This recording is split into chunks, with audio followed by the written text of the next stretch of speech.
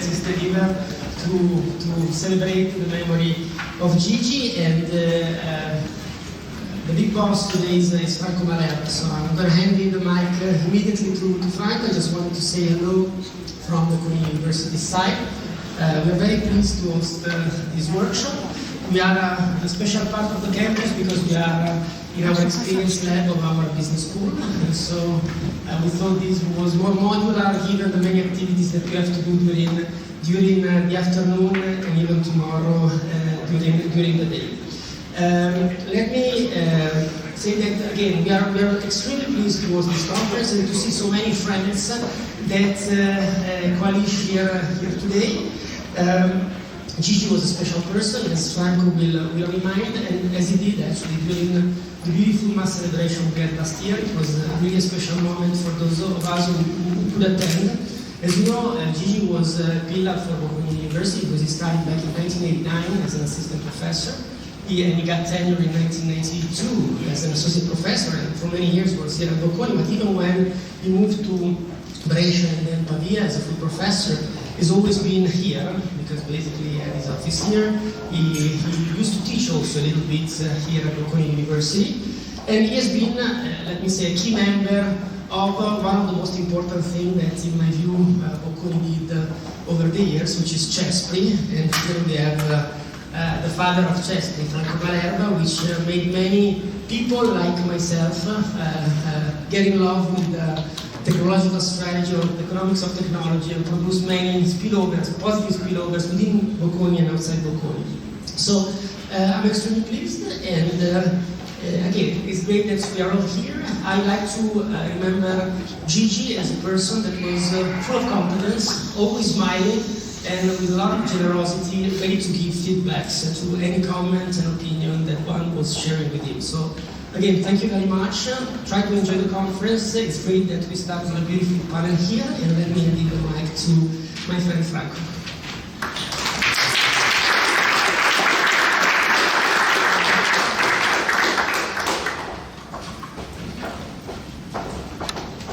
So thank you, Gemma, for your great work. I'm so happy to see many friends, colleagues, students all here. It's very pleasure. It's a big reunion, and we had a memorial for Gigi last May. So we decided not to do a memorial, but to do a workshop, a scientific workshop in memory and in honor of Luigi Orsenigo. And so Stefano and I decided to organize this workshop, and we did it in a very intense way. So we have several sessions, several speakers, discussants. So the rhythm will be very intense. And so again, as a co-organizer with Stefano, I say speakers be on time, discussants be on time, because we have a lot of things to say, and all the themes of the workshop will be related in various ways to Luigi's. And I think the discussion and the atmosphere will be great. I also I would like to remember that as I wrote many of you, some papers presented here will be part of a special issue in honor of Luigi that will be published in the Journal of Evolutionary Economics with Uwe Kantner, Stefano Bresti, and myself as editors. At the end of this afternoon, we will have a buffet in the other room. I wanted to call it buffet, but Bocconi said no, it's not elegant to call it buffet, let's call it cocktail. Okay, we have a cocktail, but it's not just cocktail of drinks, we have also something to eat. And what we thought is that at the end of the buffet, we will have some messages and videos for some people that could not come here, for various reasons. And then I asked three colleagues or friends of Luigi to give some words and memory of their memories of Luigi, and then we will end up the evening with a surprise. Related to Luigi, so if you are going to be here, you will see this surprise. Then remember that we don't finish today, there will be tomorrow morning at 9 o'clock we will have the second part of the workshop. Stefano and I organized the workshop, but great work has been done by Lisa Torretta, who is not here, is outside, and then Roberto Mabiglia and Roberta Pisani are standing there. They gave really a clap. Roberto's there.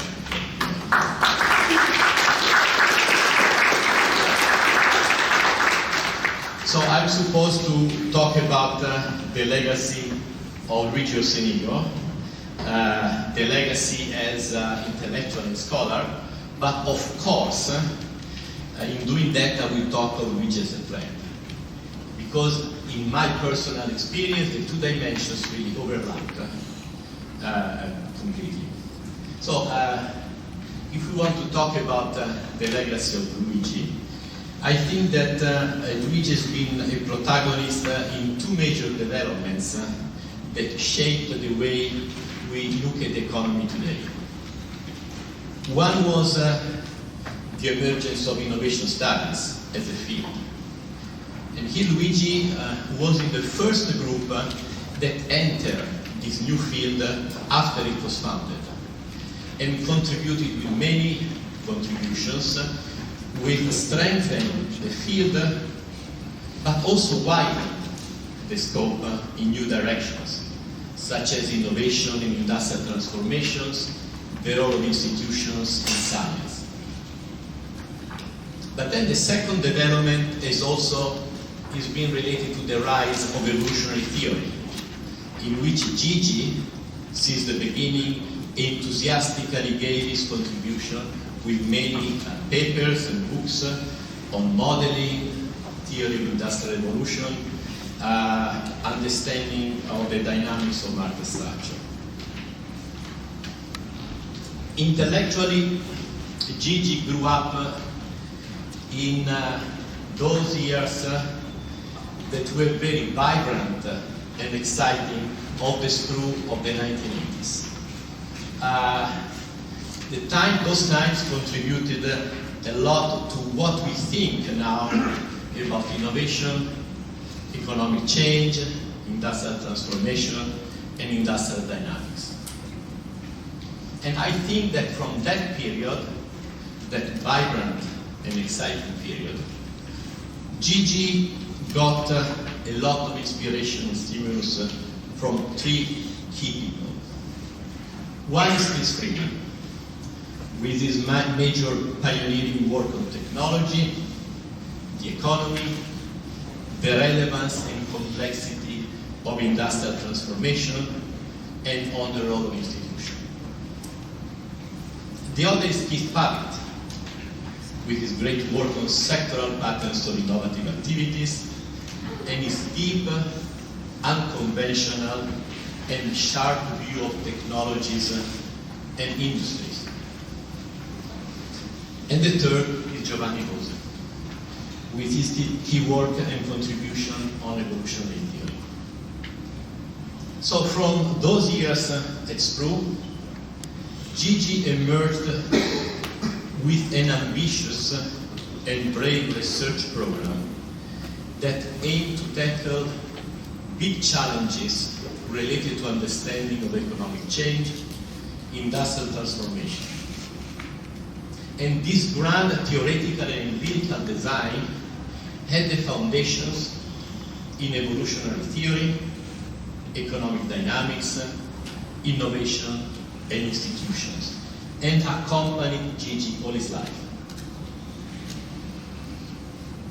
Many of the scientific contributions of Gigi are scattered and on a lot of topics and areas. He wrote about science in innovation, networks, university and industry relationship, understanding and modeling innovation diffusion. He wrote about the linear model of innovation. He wrote about institutions, IPR. He wrote about public policy, industrial policy, antitrust, regional policy. He wrote about vaccines and related policies. And in all these topics, when Gigi tackled an area, he did it in his typical way, very original, sharp, rigorous, but also provocative, with a capacity of a broad discussion that would connect aspects and theories together. And in his analysis, even when he was doing theory, Gigi always started with a careful examination of the empirical dimension. He paid a lot of attention to style and facts related to the topic he was examining, and his appreciative theory was always based on realism and deep empirical analysis. And even when he laid down formal models, Gigi was always guided by the consistency of formal theory with empirical phenomena. In other words, his modeling was always empirically grounded. However, from Gigi's whole work, it is possible to identify 4 key areas in which Gigi dedicated his life and that characterized his legacy to us. One area is his work on industrial transformation, the emergence of novel technologies and new industries, institutions fostering change, with the pharmaceutical and biotechnology industries as a key reference point. This part of Gigi's work is in the spirit of Chris Freeman and Alfred Chandler, concerned with the broad analysis of industrial transformation and the key role of institutions. In Gigi's work on the pharmaceutical and biotechnology industry, starting from his PhD dissertation, all these industries and topics are examined and discussed in a sharp and deep way, changing scientific and techno-economic paradigm, the emergence of a new learning regime, the role of science and institutions such as IPR, the dynamic of networks and networks of knowledge, not only of actors, the changing role of the large pharmaceutical companies and the new biotech firms. The second major area is Gigi's work on sectoral patterns of innovative activities in the learning environment that affect these patterns, in the spirit of Schumpeter and Keith Pavitt. But Gigi moved beyond Pavitt by linking the sectoral patterns to the learning environment that characterize different sectors and expanding the analysis to the organization of innovative activities, to the change in industrial structure, to entry and industry life cycle. The third area refers to industrial dynamics, Gibelin laws, firms' patterns of growth, and persistence of innovative activities, in the spirit of Simon and Bonini and Paul Gerosmi. Here, Gigi tried to link the dynamic of firms and their persistence in performance to the heterogeneity of firms' learning and capability, and to the change and characteristics of technologies and the features of sectors. And finally, Gigi gave a great contribution on evolutionary model of industry dynamics and the evolution of industries, in the spirit of Nelson, Winter, and Giovanni Dosi. With history-friendly models, Gigi proposed a new way of modeling the evolution of industries by paying attention to the specific evolutionary path of industries. And from modeling of different industries, he proposed some major statements on the general properties of industry dynamics and evolution.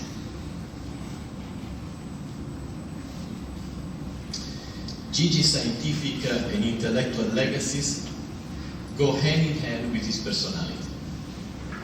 He was open, interactive, very collegial person, and a key member of the invisible college, an international community that he contributed to create and in which he continued to participate and contribute until his departure. The International Schumpeter Society always had Gigi among its participants and most active member. In these conferences, as well as in workshops and meetings, Gigi loved to discuss for hours, often in front of a beer in a pub, on any topic of interest, spreading his ideas and his points of view with intensity, sharpness, and always in a provocative way. As a friend and as a author, Gigi was a great person to interact with and to work with.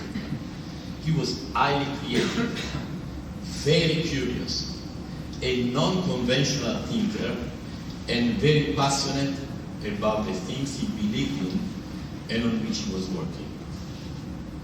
Our relationship dates back in the early 80s. We were both from Bocconi University, but we did not meet in Bocconi. We met for the first time at a coffee break at the workshop EARS, a center in Milano, and we started soon talking about a variety of things. And I thought, a very interesting guy, this Luigi. Then we met sporadically at different scientific events, but the key moment in our collaboration was while Gigi was at SPRU, finishing his PhD thesis. Once he came to Milano for a few days. It was the second half of the 80s, and I was then a young teaching assistant in Bocconi. One morning, we were at Bocconi, and I remember very vividly walking with him towards the Bocconi bar for a coffee. And on the way, we started to talk about the great differences in the patterns of the organization of innovative activities across sectors, and on the need to do something together on this topic, starting from Schumpeter, Pavitt, and Nelson and Winter, but moving on, maybe using patent data at the firm level. So I remember we continued to talk intensively after coffee for a long time. We were very excited about the idea of not only pinning down the patterns of innovative activities at the firm level, but also of exploring the main evolutionary mechanism at the base of these differences. So Luigi and I decided to move on in this direction. I started to work soon on the general framework, while Gigi went back to SPRU with the mission to get the printouts of the rough and not clean patent data at the firm level for a lot of countries and technologies. And when he came back to Milan with the rough patent data, we started work soon intensively on our first paper on Schumpeterian patterns of innovation, which was published in 1988, so 30 years ago. By the way, Gigi and I were supposed to celebrate this anniversary this year. A lot of work with Gigi on Schumpeterian patterns of innovation in technological regime took place at the mythical CESPRI of the 1990s and early 2000s. At CESPRI, Gigi and I shared our ideas and views with so many great people that are here today, and I see in front of me. CESPRI represented a unique place for the intellectual ferment and for the generation of ideas, but also for the warmth, friendliness, and fun that one could experience every day.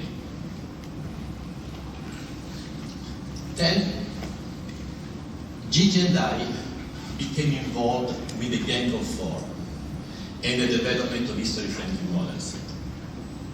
And it all started in the late 1990s in a hotel room, one afternoon after a conference, when Gigi and I met with the other two conspirators. The conspirators were Dick Nelson and Sid Winter.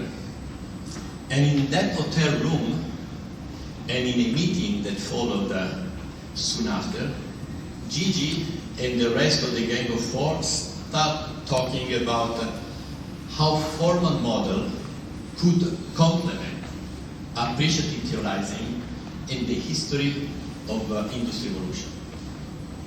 We decided to launch a research project that would try to capture and represent in a formal way the richness of the different patterns of industry evolution by developing models that would highlight the specific dynamics of those sectors.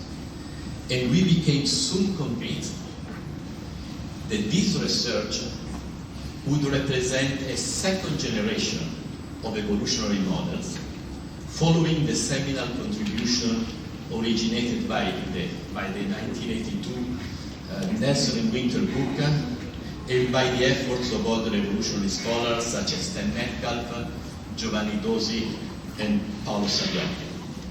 So, in this way, history-friendly models were born, and that research program kept Gigi and me quite busy for 2 decades. I don't want to now start bringing other memories of other specific episodes of my life with Gigi. There are too many episodes that I had with him that would take an afternoon, the whole afternoon to remember them. I would like to remember with you only our routine of working together. Actually, it was not a routine at all. We enjoyed working together because it was an explosive cocktail of hard work, fun, jokes, and discussion of everything. And in the break of our working days, Gigi would show his great sense of sharp humor, his incredible memory for old funny episodes, or of paradoxical situations in which he or the two of us experienced recently, and started his masterful description of people and events. And of course, we shared our passion for Milan, our soccer team, and if Sid Winter and Dick Nelson were here today, they could not come, but if they were here today at this workshop, they would remember the excuses that Gigi and I used to give them to break up our work together during the weekends in New York to catch up the games that were played back in Italy. These are great, unforgettable moments. So in conclusion, if we look back, the legacy of Gigi is centered on his contribution to evolutionary theory, economic dynamics, innovation in institutions, all related and connected to his grand research design that I mentioned earlier and that Gigi embraced many years ago. The destiny came too early to take Gigi away. He was still in his full creativity and productive energy. Even a few days before his departure, Gigi was telling me about new projects that we were supposed to do together. So Gigi, human, intellectual, and scholarly legacy will always be with us. We will miss him. Please, let's give Gigi a warm applause.